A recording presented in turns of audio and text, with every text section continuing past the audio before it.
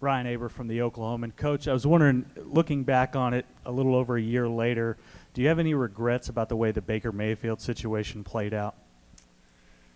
I haven't really thought back on it too much. I wish him the best of luck. It sounds like he's doing a great job there, which I knew he would, and hopefully he plays really good in every game except one. Kliff, Tim Griffin with the San Antonio Express News. I wonder if you could talk about what David Beatty has brought your defense, what you've seen over the months he's worked with the unit. Yeah, David Gibbs has been phenomenal. We knew that he had the track record, had the credibility coming in, brought a different level of professionalism, accountability, discipline that we needed on that side of the ball. And so couldn't be more pleased with what I've seen thus far. Have a young defense still, but it's an excited group. He's related to the players very quickly. So I'm excited to watch that group continue to grow this fall. John Warner, Waco Tribune Herald. Another question on Coach Gibbs. Have you changed the formation any, or is it a lot of it just the players' attitude, or is the position changes? What have you seen over there? A little bit of everything. I think schematically he'll do some different things. The way he handles players. We've had some shuffling of which coaches are coaching which positions, so it pretty much an entire overhaul. And so far through spring, I thought they responded well. The players responded well, and so like I said, I think continuing to watch that grow through fall camp and into the season will be fun for me. Coach Kingsbury, Cameron Brock with Heartland College Sports. Obviously, a few defensive coordinator changes in the past 6 seasons. What have you been able to tell defensive recruits about the consistent changing of coordinators, and how do you sell them on coming to Texas Tech with that? Yeah, I think some of it's blind faith, obviously. With Coach Gibbs, he brings his NFL resume. He brings what he did at the University of Houston, which was phenomenal in 2 years there. And so guys want to be around that. They want to play for a coach that has those type of credentials. So that's been huge.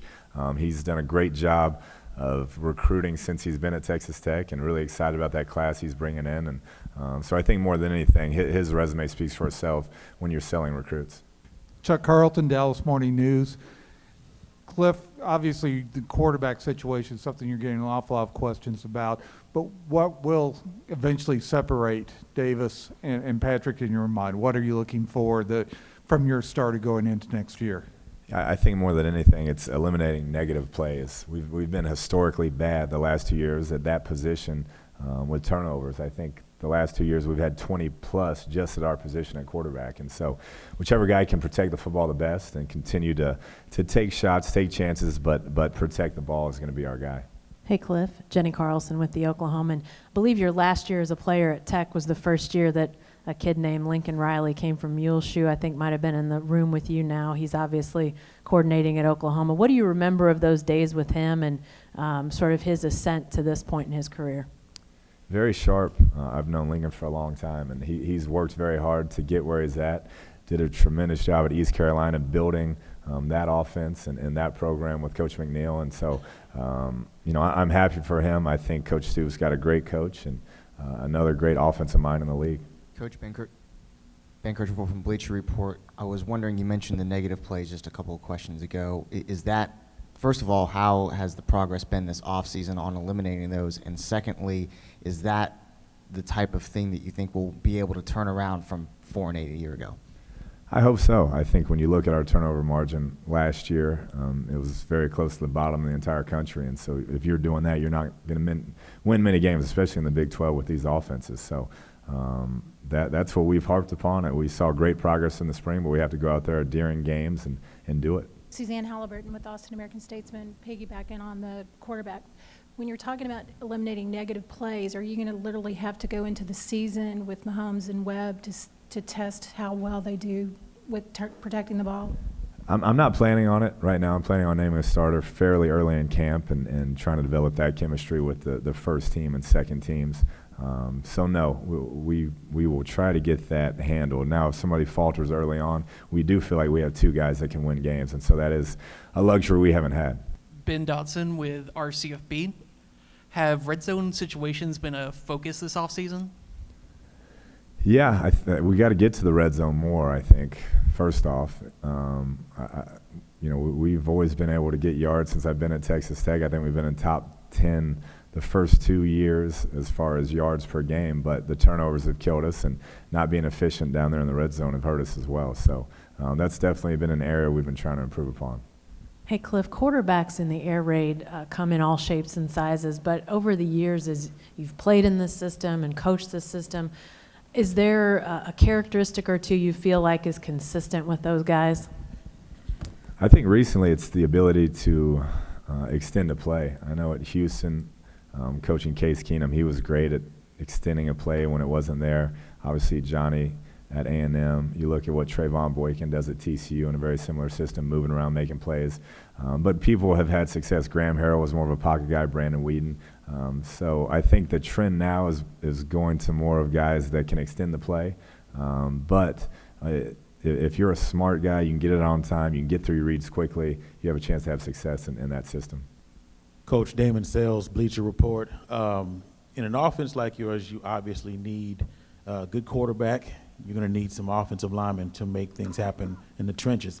But let's talk about the wide receivers. Where are your wide receivers stacking up, and what are your expectations for them? I felt like for most of the year last year, it was a group that was feeling their way around, weren't very confident in their abilities or that they can compete in that league. And I think the last 3 games, we saw some guys that the light bulb finally turned on, and that was exciting to see. So moving forward, we had a great spring at that position. We have some young guys coming in that we think will push those older guys, but Dylan Cantrell, Devin Lauderdale, Jakeem Grant, Reggie Davis, Ian Sadler, all those guys late in the year made a bunch of plays for us, where at the beginning of last year seemed to be timid and played timid. And so if we can continue that progress, I think it'll bode well for obviously what we're trying to do offensively. Myron Patton, Fox 25, Oklahoma City. Staying with the receivers, what do you see for Cameron Batson? He played a little bit for you last year. How's he doing? He's doing well. Last year, the majority of the time, he was a punt returner, did a great job fielding punts. 4.0 student, obviously a smart guy, played quarterback in high school, and we kind of have him at that inside H position, getting some time with Jakeem Grant there, and has really taken pride in developing as a wide receiver, coming in as a quarterback. Coach, Cedric Golden, Austin American Statesman. I know it's been historically a quarterback receiver offense. DeAndre Washington had a good year. What are you going to be able to do to let him take a step forward as a leader in your offense? Yeah, we'll continue to find ways to get him the ball. We have 4 offensive linemen coming back from that group that helped him gain 1,000. And in a down year, he was definitely a bright spot on and off the field. Did a great job leading. Never gave up. Had some dire situations where he continued to run the ball tough when we were out of games. And so couldn't be more impressed with him, his development on and off the field. And I expect another great year from DeAndre. Garrett Sanders with KTK News out of Tyler. Coach, talk about the chemistry you've seen between Cantrell and Mahomes, since they were so good at it White House, what you're seeing there in Lubbock now. Yeah, Pat looks for him when he's on the field, that's for sure. They had a bunch of connections in high school, and anytime we get in live situations and they're both out there, there's a good chance that ball's going his way. So it's been fun to watch their development, and they do such a great job at White House training those players. And so both guys came in very ready to compete in our offense. Coach, Zach Tanner with RaiderPower.com. Looking at the roster, the depth chart, it's littered with out-of-state players. To what do you attribute your success in recruiting those players to come all the way out to play at Texas Tech? I think more than anything, some relationships our staff had. Last year, I think we signed 20 players, and 19 were from the state of Texas. So the first couple years, scrambling to put classes together. We were out of state a little bit, but the trend now for our program is to be more in-state with players. Barry Trammell with the Oklahoman. Kliff, you go to Fayetteville in September.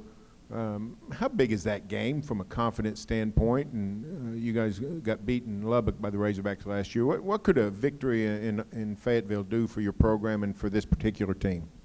It'd be a huge boost. That's a great football team, and we found that out last year. I don't think our team mentally was ready for the type of physical team they came in there and got after us. And so hopefully this year, with a lot of those guys coming back, we'll know what to expect of that team, of that how physical they are, and the quality of team they are. So that's going to be a great atmosphere. It'll be a great game for us, and I know our players are looking forward to it.